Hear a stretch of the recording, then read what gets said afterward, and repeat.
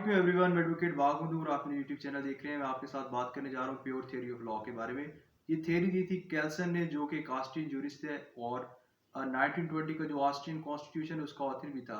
तो कैल्सन बुनियादी तौर पर एक लीगल पॉजिटिविस्ट था, जो कि एक एनालिटिकल जूरिस्प्रूडेंस का स्कूल ऑफ थॉट है। And this school of thought was developed largely by 18th and 19th century legal philosophers such as Jeremy Bentham and John Austin. तो इसने प्योर थ्योरी ऑफ लॉ, जो कि एक extreme theory of legal positivism है, वो दी। इसको pure theory of law क्यों कहा जाता है?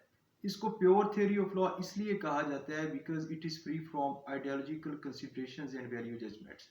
इसी तरह से जो कैल्सन की ये प्योर थ्योरी ऑफ लॉ है, ये सेपरेट करती है जूरिस्प्रूडेंस को from other discipline such as ethics, politics और साइकोलॉजी। तो कैल्सन ने कानून यानी लॉ के लिए कहा था कि कानून जो है वो एक लीगल नॉर्म या रूल है। तो लीगल नॉर्म और रूल जो है is unaffected by any conception whether law is just और नॉट। तो चूंकि एक लीगल पॉजिटिविस्ट था, तो इसने connection between law and morality जो है उसको सेपरेट करने की कोशिश की और उस मकसद के लिए उसने ये प्योर थ्योरी ऑफ लॉ, जो कि एक extreme theory of legal positivism है, उसको दिया। तो जहां तक बात है डेफिनेशन ऑफ लॉ की कैल्सन के मुताबिक, तो मैं आपको डेफिनेशन सुनाने लगा हूँ।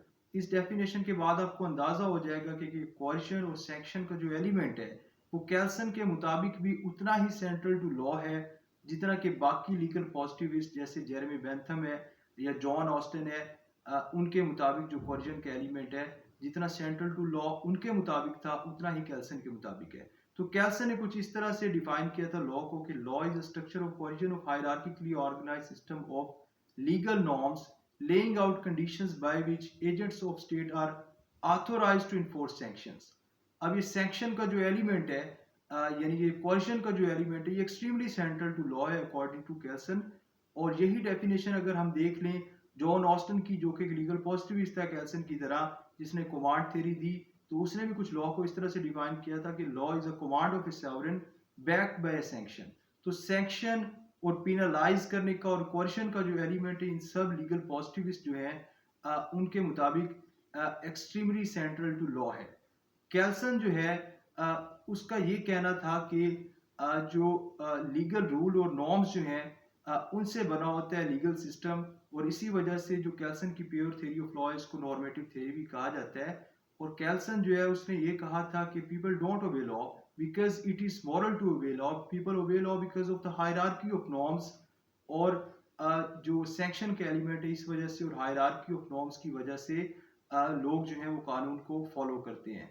और ये जो जो भी हायर नॉर्म है, एक हायरार्की ऑफ नॉर्म है, उस हायरार्की ऑफ नॉर्म में जो हायर नॉर्म है वो अपने से नीचे वाली जो नॉर्म्स हैं उनको वैलिडेट करती है until we reach the historically first constitution। और फिर हिस्टोरिकली फर्स्ट कॉन्स्टिट्यूशन जो है उसकी जो वैलिडिटी है उसको प्रीसपोज किया जाता है यूजिंग ए ग्रांड नॉर्म। और जो ग्रांड नॉर्म का कॉन्सेप्ट है वो बोरो किया था इमैनुअल कैंट से कैल्सन ने।